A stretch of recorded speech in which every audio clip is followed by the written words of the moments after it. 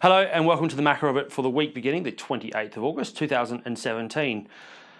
Again, end of August, it's going to be very quiet. Thankfully, Friday is here and Friday will be the 1st of September, which means the US is going to be your path to watch.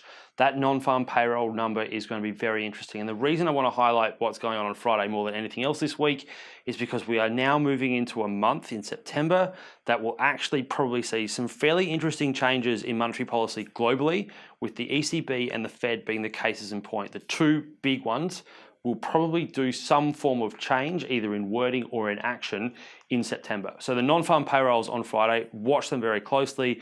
Expectations is actually to see a 222,000 change. That's a really big number to be looking at. And that therefore means that it probably clears the decks for the Fed to start changing their balance sheet. They've been alluding to this.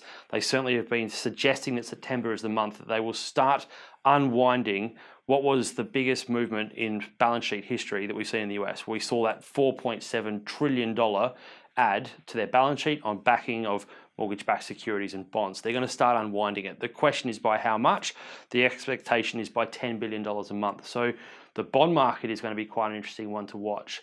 The ECB on the other side, you get a lot of PMI this week. So there's huge amounts of PMI data from last week and this week filtering in to sort of see and whether or not Mario Draghi has the ability to start moving towards normalized policy. I say that very, very lightly, considering that he's got ultra dovish policy. It's probably moving towards more dovish policy rather than anything else. So moving away from negative rates, trying to start normalizing to maybe 0.1, maybe even 0.3 of 1% on their lending rate.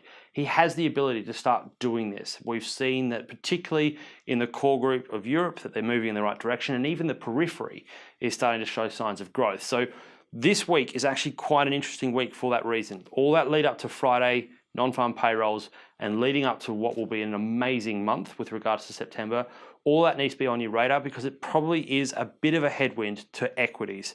It's a tightening of policy, what I've just described, and we have had that incredible loose policy pretty much since the GFC, so 2009, and signs that it's starting to basically tighten up across the globe just may be a headwind. So something to be aware of, and therefore it will be a really big September, something that I'll talk to you about over that period, and talk to you then.